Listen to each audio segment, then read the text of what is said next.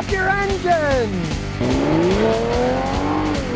A lot of people are asking me, hey, these Toyota Tacomas, I know they're good trucks, but what about the ones made in Mexico? Well, this 2008 Tacoma was made in Mexico with the V6 engine. Got some mileage on it now. As we can see inside, we'll turn the old key.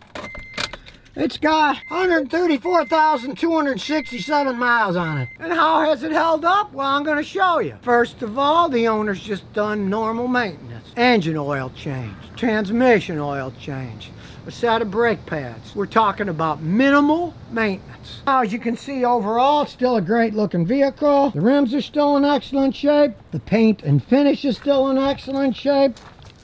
The cap on the back is nice. And look at the chrome. The chrome still shines. Yes, real chrome, not plastic crap. Now, people might whine, oh, it's got drum brakes in the back. Well, your braking power's in the front, where it's got big old discs. I wouldn't worry about that. It's a pickup truck.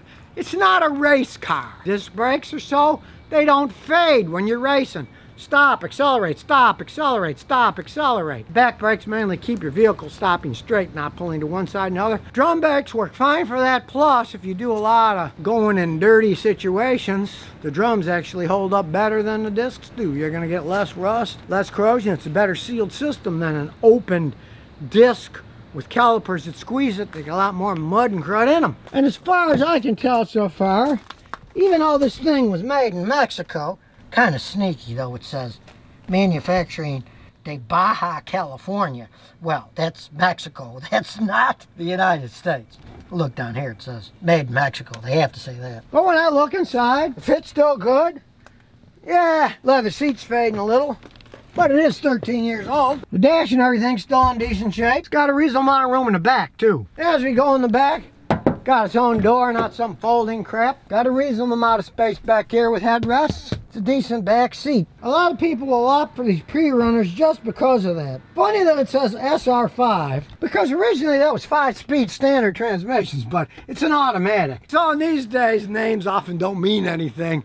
Kind of like somebody whose name is Smith. Maybe his great-great-great-great-grandfather was a smith in a foundry, but not anymore. Same thing with this. Automatic transmission. And speaking of engines and transmissions, it's got the ultra-reliable Toyota V6 engine, variable valve timing, puts out 236 horsepower. Not a race truck, but it's a mid-sized truck. It can tow 3,500 pounds, and the transmission, this particular one with a V6, is a 5-speed automatic transmission. Extremely reliable. I've personally never seen one of these things break on a pre-runner, ever. And I've seen them with 500,000 miles, meaning this 100-something thousand miles is barely broken in. And not just being a pickup truck, because, hey, it's not just 2 people. You get more people in here. You can easily fit 5 if you want. More than just a plain old pickup truck. You can take families in these things too. Now you can get these anywhere you want. You can get 4-wheel drive. This particular one is just a 2-wheel drive. The customer just wanted a conventional rear-wheel drive pickup truck. And there's nothing wrong with that. Now, back in the day, this was about a $19,000 pickup. Not a bad deal when you think about it. Because if you look it up, and I have all kinds of disagreements with valuation books, but they value this thing today at $13,178. Generally, you cannot get a used one that cheaply. They hold their value so well because of the quality. Let's face it, if you saw this thing, it's 13 years old. Would you think it was 13 years old? I certainly wouldn't. The wheels are still in excellent shape.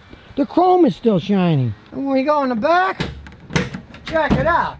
The bed liner's still in excellent shape. Yeah, there's a little rust on this bolt, and this one, they could have plated them a little bit better. But hey, that's just superficial.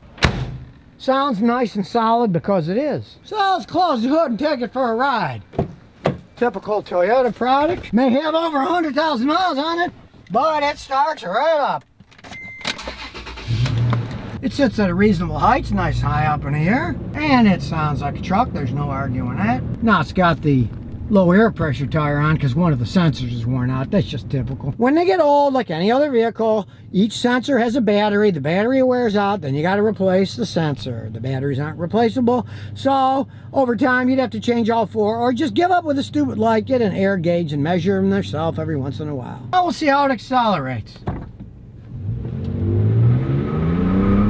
You can hear some tires spinning. It's got enough horsepower for a mid-sized pickup truck. Not a race truck, but decent acceleration with the V6. And more pulling power, which is what my customer wanted. This one's 13 years old. It still runs good. Goes over bumps. Bounces a little. Pickup trucks do that. But it feels extremely stable. Not like you're going to lose control at any point in time. And it still has the original shocks on it. And as I said before, drums, discs, step on the brakes. It stops fine. You can hear the anti-lock brakes kicking in because it's wet out today. Even they still work fine. Overall, it still runs pretty much the same as it did when it was brand new 13 years ago. Turn on the AC. It's still blowing freezing cold. Typical Toyota. And the AC's never been touched. So, I gotta say, it may have been made in Mexico 13 years ago, but I don't see any flaws in it. Not when it was brand new, really. It wasn't that bad of a price. But, of course, they hold their resale value a lot more. If you want a quality used truck that might last virtually forever, sure, go out and get one.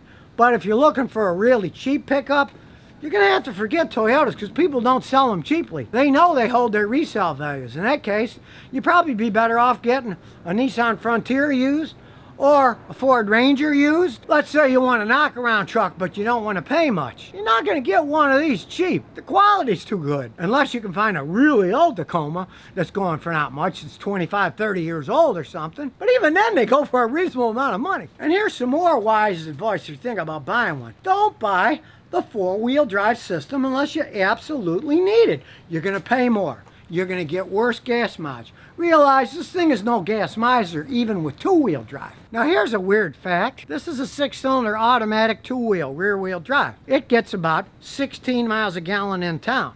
But if you got the same vehicle, but with a standard transmission, it's only rated at 15 miles a gallon city. So, they're not gas misers by any stretch of the imagination. Now, if you would have gotten a 4-cylinder engine instead of the 6, you'd get about 20 miles a gallon in town with the standard transmission, if you want a little bit better gas mileage. So if you're buying a used one, decide, do you want more towing capacity and worse gas mileage? Or do you want the 4-cylinder engine that's ultra reliable, get a little bit better gas mileage?